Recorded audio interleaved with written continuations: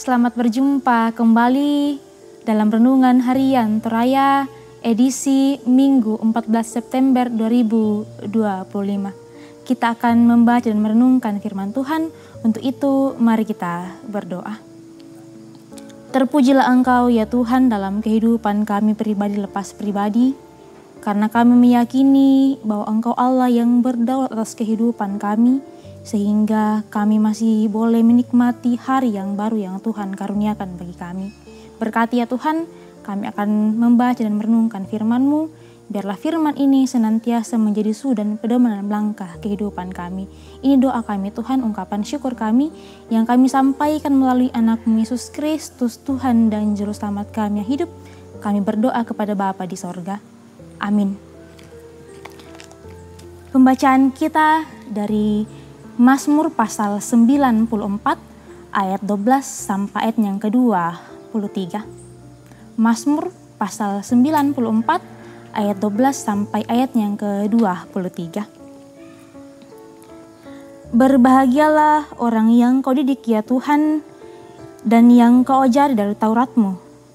Engkau akan memenangkan dia pada hari-hari malapetaka, sampai digali lubang untuk orang fasik.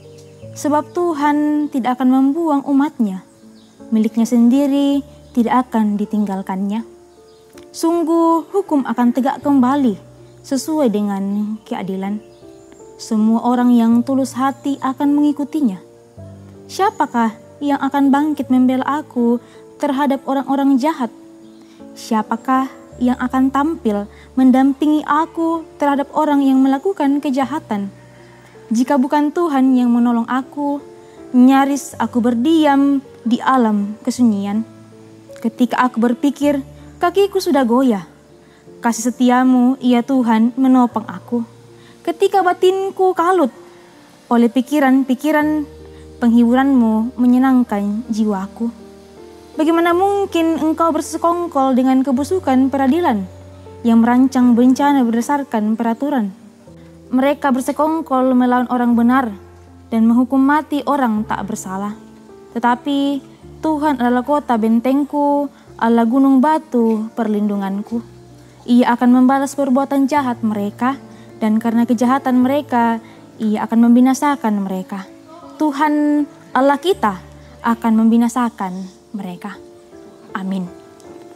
Tema perenungan kita pada saat ini, berbahagialah orang yang Kau didik, maupa tuto miada. Kelihatannya dunia makin diisi oleh berbagai ketidakadilan, pergumulan mental, sistem yang sewenang-wenang. Kebiasaan buruk semakin merajalela, semakin banyak orang yang tidak mengindahkan ibadah. Perlawanan atas nama budaya demi pemuasan nafsu, dan berbagai kenyataan perilaku yang tidak benar lainnya. Pertanyaan yang sering mengganggu adalah, apakah Tuhan sedang membiarkan semuanya itu terjadi? Atau mengapa yang jahat sepertinya semakin kuat? Dalam Mazmur pasal 94 ayat 12-23 memberi didikan yang tegas untuk situasi yang memunculkan berbagai pertanyaan.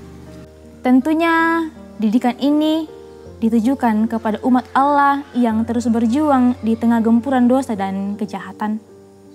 Pada ayat 12-13 menegaskan bahwa Allah tidak diam, tetapi Dia sedang menempa umat-Nya yang sedang menanggung penderitaan karena iman. Dan justru kualitas umat Allah ditemukan dalam menanggung penderitaan. Pada kitab Roma pasal 5 ayat 3 dan 4 juga menegaskan bahwa orang beriman malah bermegah dalam kesengsaraan yang menghasilkan ketabahan, tahan uji, dan pengharapan.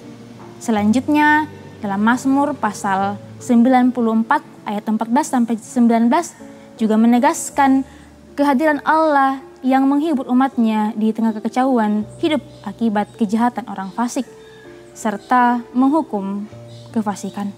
Pemazmur yakin bahwa Allah adalah pembela umat-Nya. Yakinilah didikan Tuhan di tengah penderitaan, dan perjuangan iman membentuk keteguhan, menghasilkan penghiburan, dan Dia tampil membela umat-Nya dan menghukum kejahatan.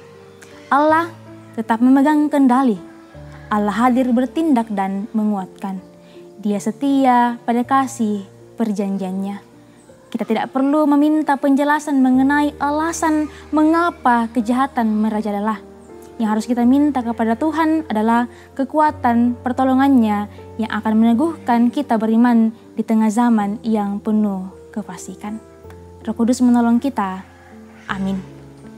Mari kita berdoa. Kami bersyukur untuk firman yang boleh kami renungkan bersama ya Tuhan. Kami meyakini bahwa melalui firman ini akan semakin menguatkan iman kami. Kami tidak bertanya lagi pada diri kami mengapa kejahatan yang merajalela, tapi kami meminta pertolongan kepada Tuhan untuk senantiasa dikuatkan dalam menghadapi berbagai pergumulan-pergumulan kehidupan. Kiranya melalui Roh-Mu yang kudus senantiasa menguatkan kami untuk menuntun perjalanan kami selanjutnya. Sertai kami ya Tuhan. Dalam nama Tuhan Yesus kami berdoa. Amin. Selamat berjumpa kembali dalam renungan harian selanjutnya.